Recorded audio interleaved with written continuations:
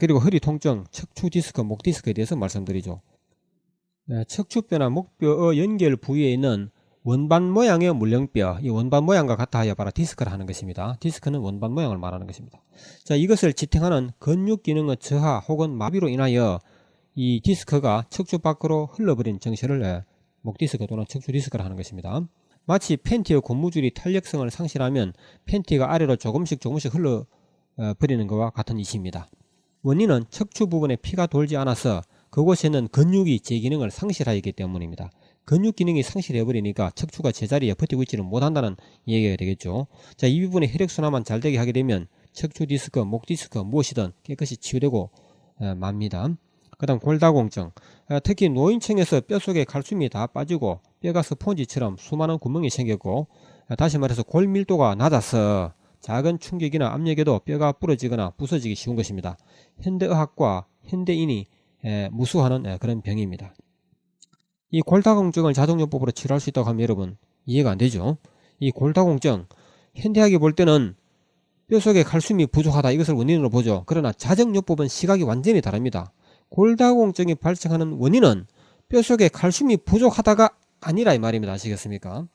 뼈속에 칼슘이 부족한 것은 병의 원인이 아니고 병의 결과라는 것이죠. 결과를 가지고 원인이라고 하면 안 됩니다. 골다공증이 발생하는 원인, 즉 뼈속에 칼슘이 부족한 원인은 무엇입니까? 피가 돌지 않아서 그런 것입니다. 아무리 좋은 음식을 먹어도 피가 돌지 아니하면 뼈속에는 칼슘이 항상 부족하게 마련입니다. 지금 설명드리고 있는 여러가지 질병은 모두 무엇입니까? 순환기성 질병이죠. 순환기성 질병에 대해서 간단히 정리해서 말씀드리고 있는 것입니다. 자, 이제는 암에 대해서 말씀을 드리죠. 이 4명 중에서 1명은 암으로 사망한다고 할 정도입니다. 암 중에서도 위암이 제일 사망률이 높습니다. 이미 진행 중인 암을 자정요법으로 100% 치유할 수 있다고 말할 수는 없습니다. 그러나 암의 발생 원인을 100% 제거할 수 있다고 할 수 있습니다. 자정요법으로 말입니다. 그렇다면 암 수술 후에 재발을 걱정하는 경우에는 자정요법이 가장 확실한 대책입니다. 암의 발생과 소멸의 원리를 알게 되면 해답은 자정요법이라는 것도 여러분 아시게 될 겁니다. 잠시 후에 상세히 말씀드리도록 하겠습니다. 그 다음 백혈병, 암과 동일한 원인으로 발생하는 병이기에 이 백혈병을 혈액암이라고 부르기도 합니다. 자정요법으로 98% 치유가 가능하다 이렇게 말씀드릴 수 있습니다. 이 종합병원에서는 거의 불치병으로 알려져 있죠. 골수 이식 수술이 현대의학의 첨단 치료 방법이긴 하지만 수술 자체도 어려울 뿐만 아니라 수술을 성공했다 할지라도 재활률이 매우 높은 것입니다.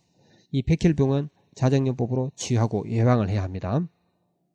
그리고 먹는 곳, 그렇죠. 발목 삔 곳이라든지 다친 곳, 타박상의 후유증, 심하게 주먹이나 매를 맞았거나 사고를 당하여 시퍼렇게 먹는 곳, 심할 경우에는 한 달이나 1년 동안 병원 신세를 지기도 하죠. 병원에 가도 뾰족한 방법이 없고 건강에 해로운 항생제나 진통제 뿐입니다. 세월이 흐른 뒤에는 큰 후유증으로 남기도 합니다. 특히 교통사고 후유증이 있죠. 독사나 벌에 물린 경우도 비슷합니다. 물린 곳이 심하게 부어올라 병원에 가면 치료기간이 오래 걸리고 심하면 치료기간 중에 사망하기도 하죠. 수년 전에 부상을 당했던 자리가 세월이 지난 뒤에도 통증이 사라지지 않고 평생을 따라다니는 경우가 있습니다. 임신기간이나 산후에 몸관리를 잘못하면 평생 고질병이 되는 경우도 있습니다. 이와 비슷한 경우가 매우 많습니다. 이런 경우는 보약을 먹어도 소용이 없고 찜질이나 침을 맞아도 아무 소용이 없고 MRI 촬영이라는 게 있습니다. 자기 공명 촬영이라고 하고요. CT 촬영을 단청 촬영이라고 하죠. CT 촬영이나 MRI 촬영으로 나타날 리가 없습니다. 항생제나 진통제가 싫어서 물리치료를 받아보기도 하지만 효과는 너무 미미합니다. 자, 이런 것은 자정요법으로 매우 간단히 금방 치료할 수 있는 것입니다. 정말 믿기 어렵죠. 교통사고와 같은 안전사고를 당하여 치료가 끝났는데도 심한 통증으로 계속 고생하는 사람들이 많습니다. 치료는 옛날에 끝났습니다. 그러나 통증은 아직도 계속되고 갈수록 더 통증이 심해진다는 경우가 있죠.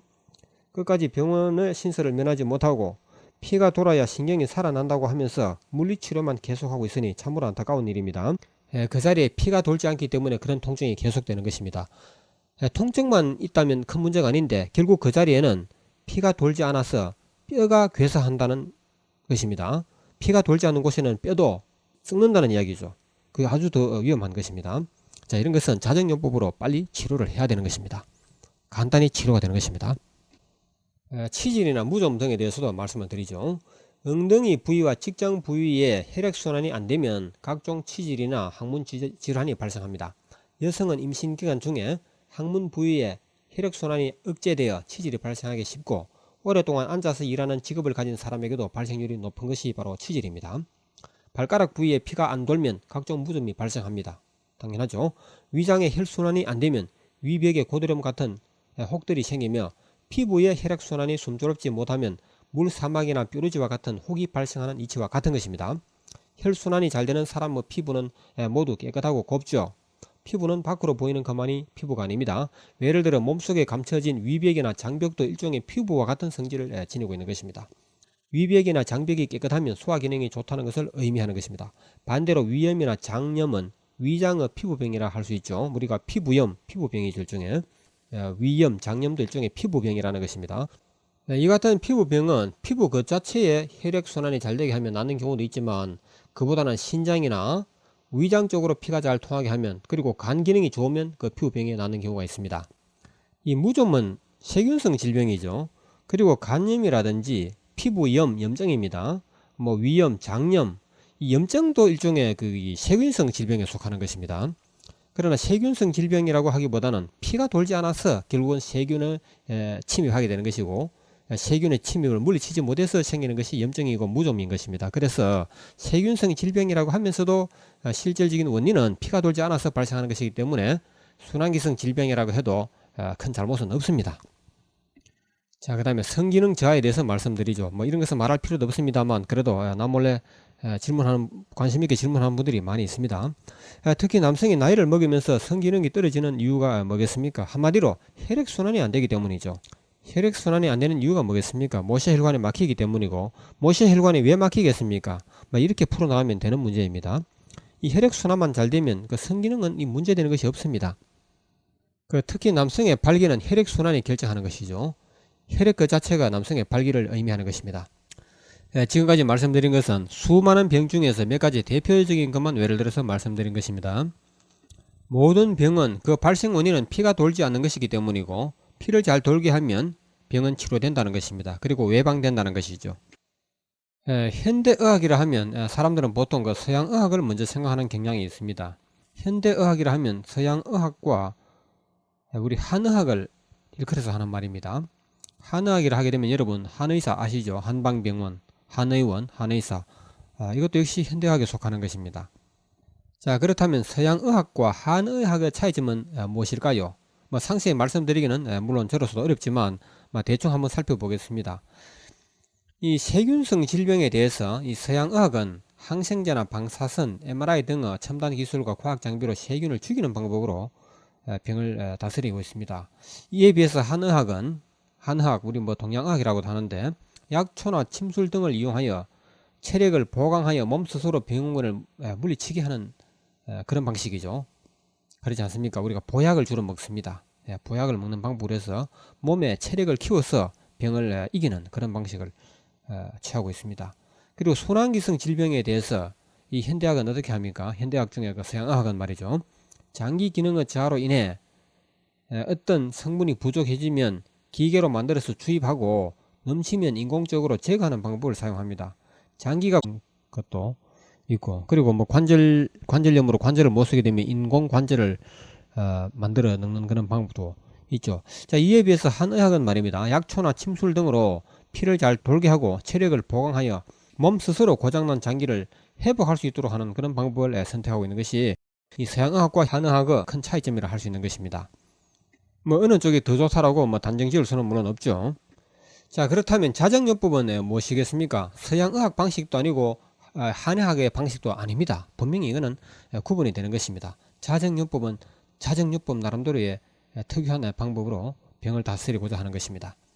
병을 고치고 외양하는 문제에 대해서는 현대의학과, 다시 말해서 서양의학과 한의학을 강력하게 비판하는 것이 자정요법의 입장입니다. 이 서양의학에 대한 비판은 앞에서도 조금 했죠. 그러나 한의학에 대한 비판은 아직까지 안 한 것 같습니다. 한의학에 대해서 한마디로 비판한다면, 현대 우리 한의학은 수백 년 전입니까? 그 동의보감을 그대로 두고 있는 경우가 많습니다.